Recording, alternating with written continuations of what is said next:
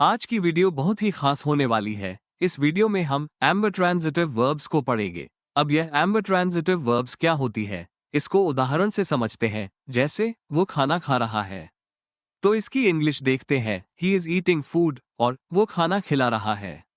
इसकी भी इंग्लिश देखते हैं, ही इज फीडिंग फूड। उपरोक्त दोनों वाक्यों में खाना खाना के लिए ईट वर्ब और खाना खिलाना के लिए फीड वर्ब, दो अलग अलग वर्ब्स का यूज हुआ है। पर इंग्लिश में कुछ ऐसी वर्ब्स है जो इस तरह के दोनों अर्थ एक ही वर्ब देती है। जैसे ग्रेज वर्ब का हिंदी अर्थ चरना और चराना होता है। इस वर्ब को वाक्य में देखते हैं, पशु खेत में चर रहे हैं, तो इसकी इंग्लिश होगी the animals are grazing in the field. यहाँ पर पशु खुद अपनी मर्जी से चर रहे हैं। अब दूसरा वाक्य मोहन पशु चरा रहा है, तो इसकी इंग्लिश होगी Mohan is grazing the animals. यहाँ पर पशुओं को मोहन चरा रहा है। तो ऐसी ही वर्ब वर्ड्स जो दो अर्थ देते हैं, इनको ही एम्बर ट्रांजिटिव वर्ब्स कहा जाता है। तो ऐसे ही वर्ब्स की यह वीडियो है जिससे आपको बहुत ही अच्छी इंग्लिश सीखने को मिलेगी। यदि वीडियो स्किप करोगे तो इंग्लिश का मोस्ट इंपोर्टेंट चैप्टर हाथ से निकल जाएगा। तो बिना समय गवाए वीडियो शुरू करते हैं। तो पहले आती है बेद वर्ब, जिसका हिंदी अर्थ होता है नहाना और नहलाना। पहले देखते हैं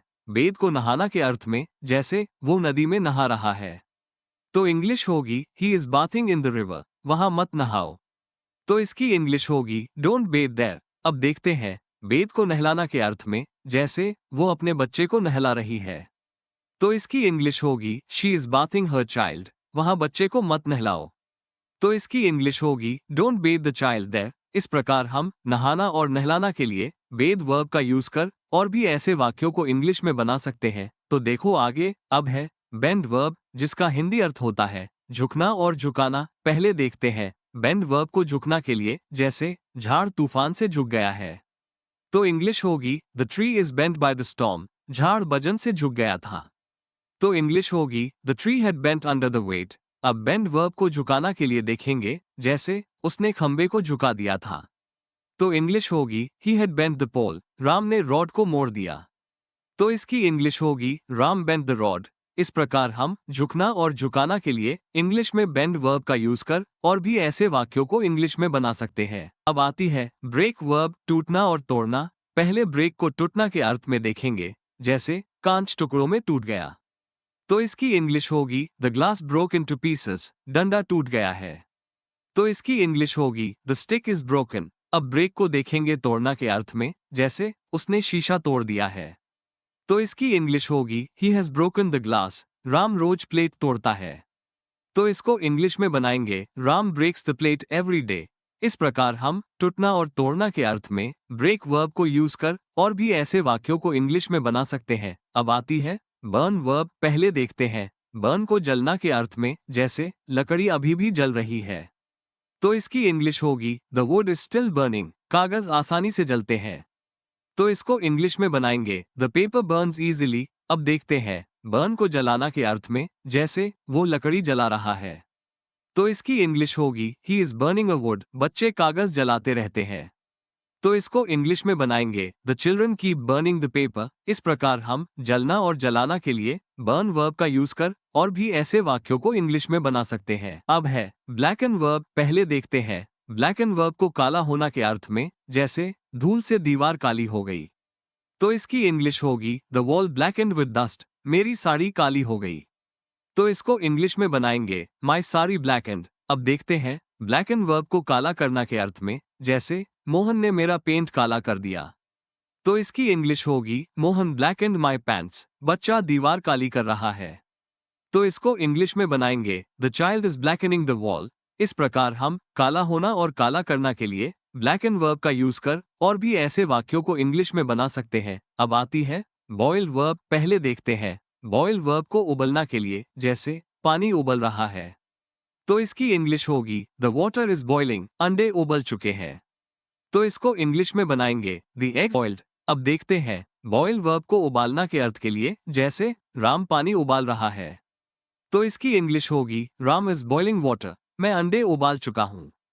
तो इसको इंग्लिश में बनाएंगे I have boiled the eggs. इस प्रकार हम उबलना और उबालना के अर्थ के लिए बॉयल वर्ब को यूज कर और भी ऐसे वाक्यों को इंग्लिश में बना सकते हैं। अब आती है क्लोज वर्ब। पहले देखते हैं क्लोज वर्ब को बंद होना के अर्थ के लिए, जैसे दुकान बंद हो गई है, तो इसकी इंग्लिश होगी the shop has closed, car का दरवाजा ठीक से बंद नहीं हुआ है।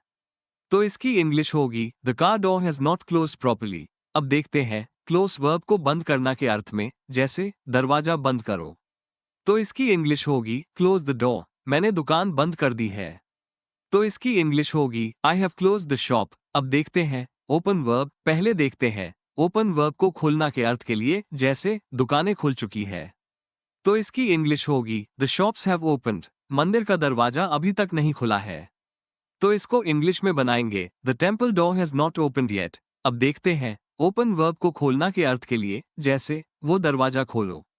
तो इसकी इंग्लिश होगी ओपन दैट डोर, मैं रोज दरवाजा खोलता हूं। तो इसकी इंग्लिश होगी I open the door every day.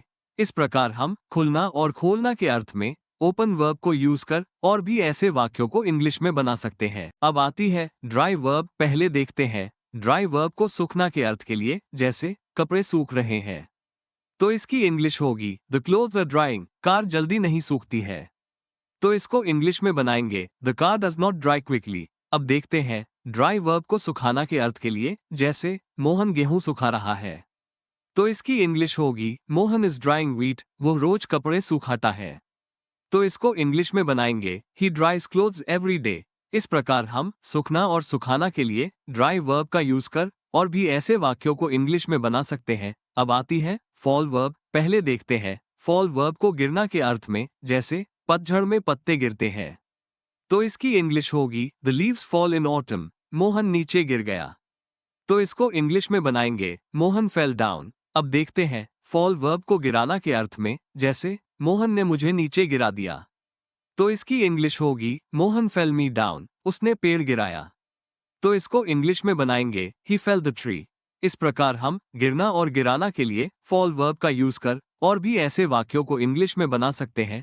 अब ये क्लास यही समाप्त होती है। यदि इस क्लास में कोई कंफ्यूजन हो या कोई मन में सवाल हो या कोई सुझाव देना चाहते हैं तो कमेंट बॉक्स में कमेंट करें। Please support me.